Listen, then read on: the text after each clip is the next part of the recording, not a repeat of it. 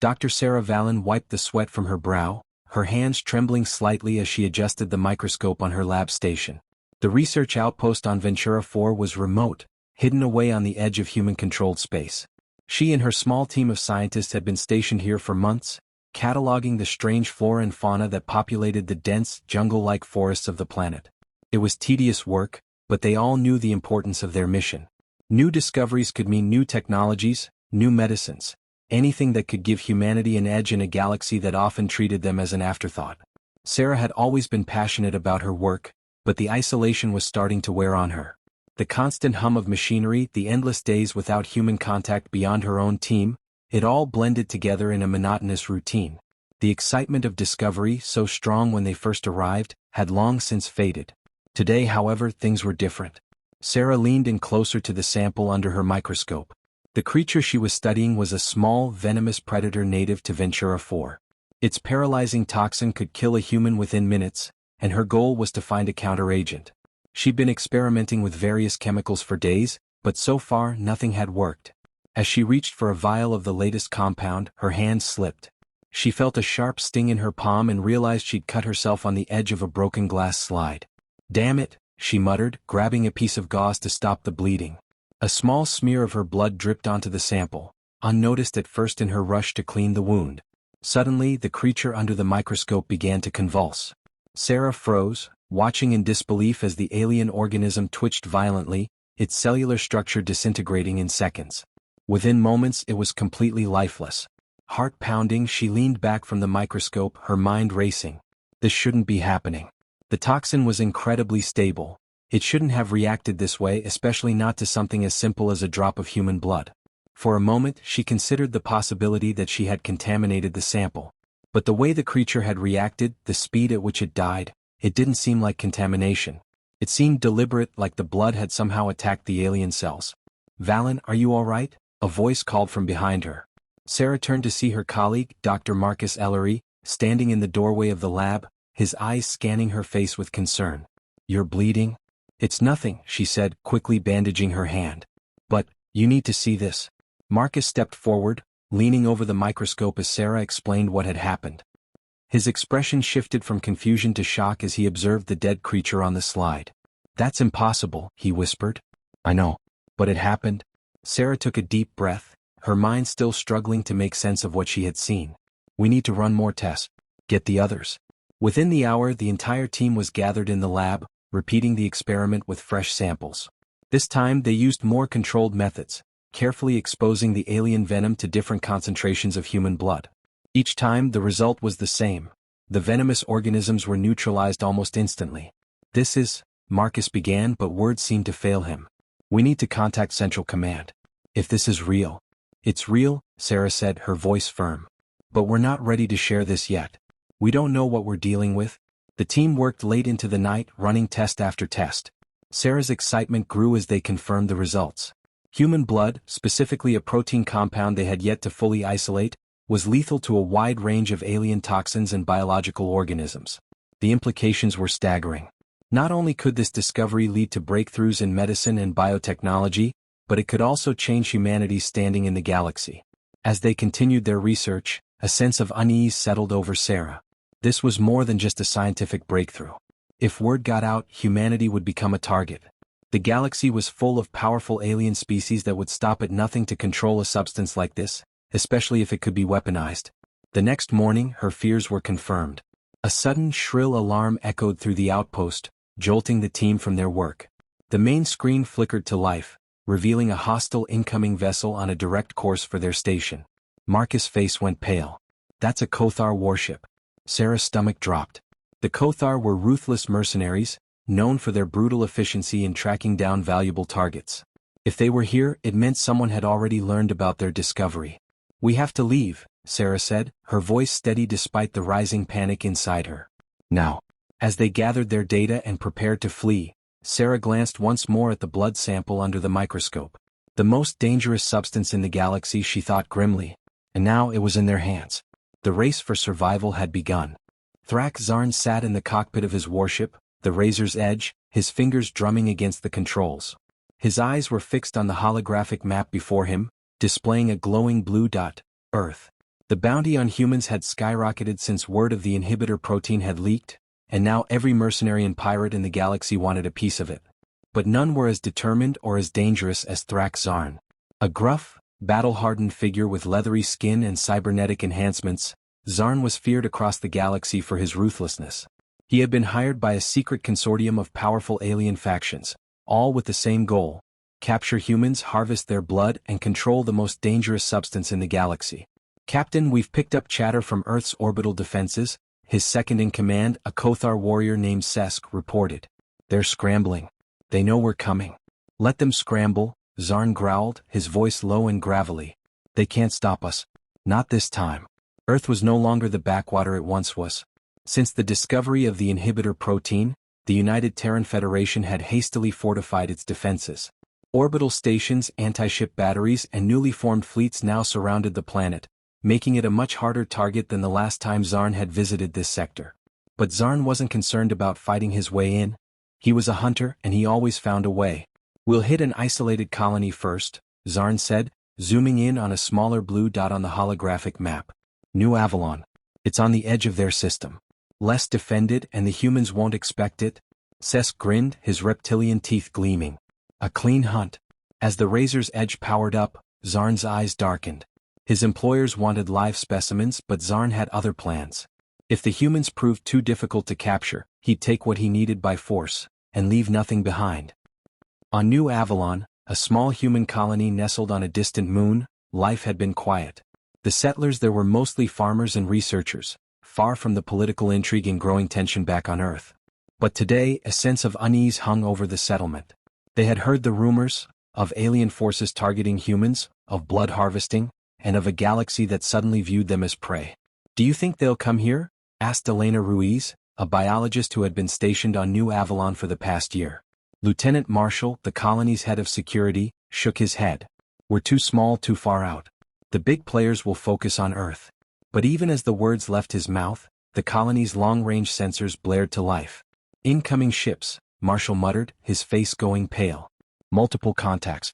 Kothar signatures." Elena's blood ran cold. "They're here." The sky above New Avalon darkened as the Razor's Edge and its accompanying warships descended. Alarms echoed through the colony as Marshall shouted orders, rallying the meager defense forces.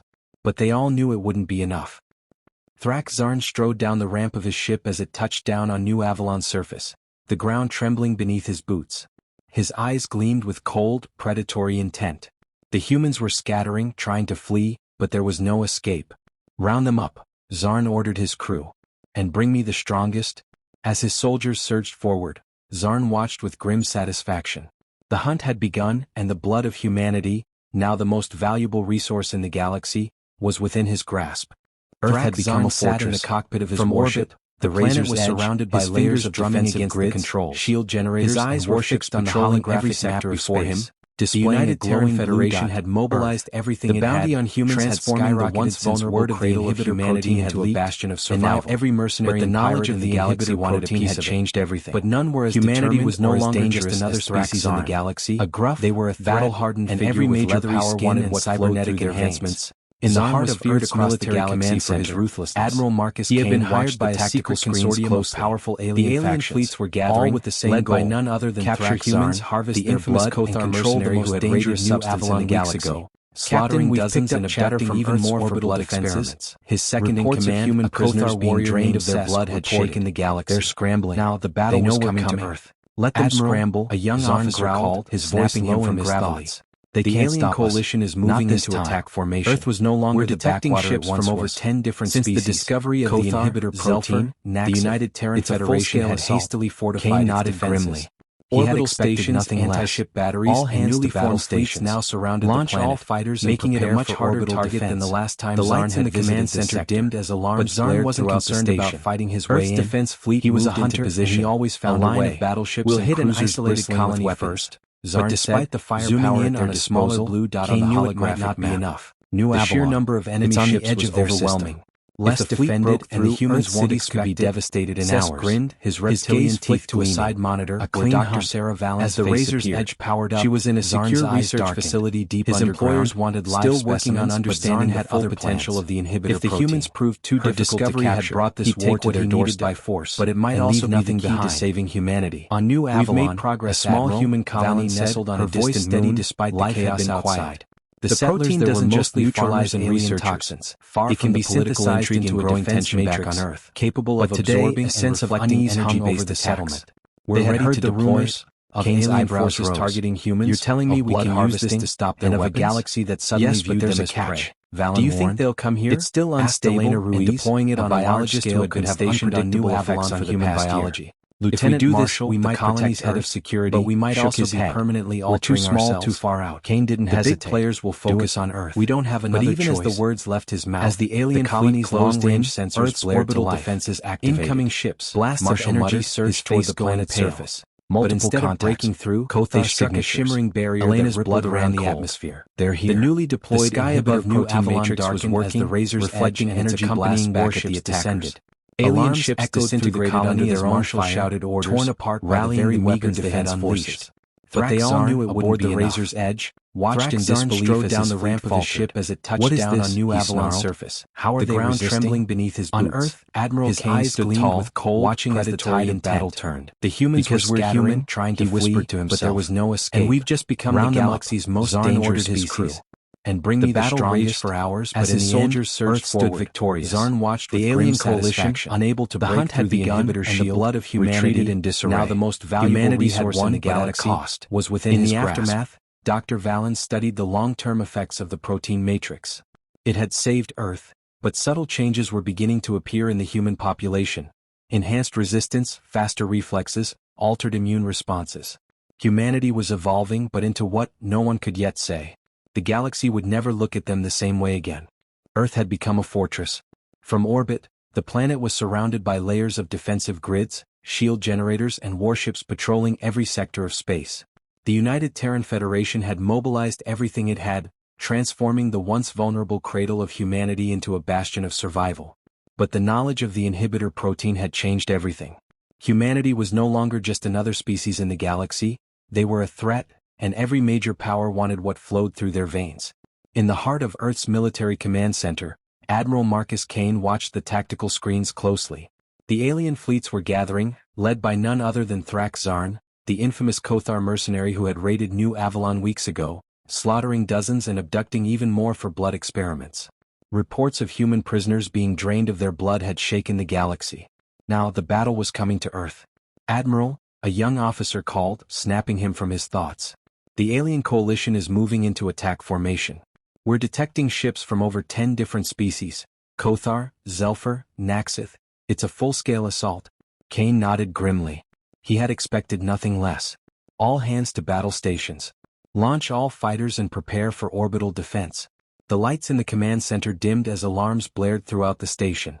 Earth's defense fleet moved into position, a line of battleships and cruisers bristling with weapons. But despite the firepower at their disposal, Kane knew it might not be enough. The sheer number of enemy ships was overwhelming. If the fleet broke through, Earth cities could be devastated in hours. His gaze flicked to a side monitor where Dr. Sarah Valens' face appeared. She was in a secure research facility deep underground, still working on understanding the full potential of the inhibitor protein. Her discovery had brought this war to their doorstep, but it might also be the key to saving humanity. We've made progress, Admiral, Valens said, her voice steady despite the chaos outside. The protein doesn't just neutralize alien toxins. It can be synthesized into a defense matrix, capable of absorbing and reflecting energy-based attacks. We're ready to deploy it? Kane's eyebrows rose. You're telling me we can use this to stop their weapons? Yes, but there's a catch, Valen warned. It's still unstable, and deploying it on a large scale could have unpredictable effects on human biology. If we do this, we might protect Earth, but we might also be permanently altering ourselves. Kane didn't hesitate. Do it. We don't have another choice. As the alien fleet closed in, Earth's orbital defenses activated.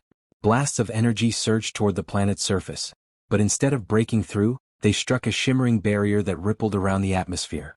The newly deployed inhibitor protein matrix was working, reflecting energy blasts back at the attackers. Alien ships disintegrated under their own fire, torn apart by the very weapons they had unleashed. Thrax Zarn, aboard the Razor's Edge, watched in disbelief as his fleet faltered. "What is this?" he snarled. "How are they resisting?" On Earth, Admiral Kane stood tall, watching as the tide of battle turned. "Because we're human," he whispered to himself. "And we've just become the galaxy's most dangerous species." The battle raged for hours, but in the end, Earth stood victorious. The alien coalition, unable to break through the inhibitor shield, retreated in disarray. Humanity had won, but at a cost. In the aftermath, Dr. Vallon studied the long-term effects of the protein matrix. It had saved Earth, but subtle changes were beginning to appear in the human population. Enhanced resistance, faster reflexes, altered immune responses. Humanity was evolving, but into what, no one could yet say. The galaxy would never look at them the same way again.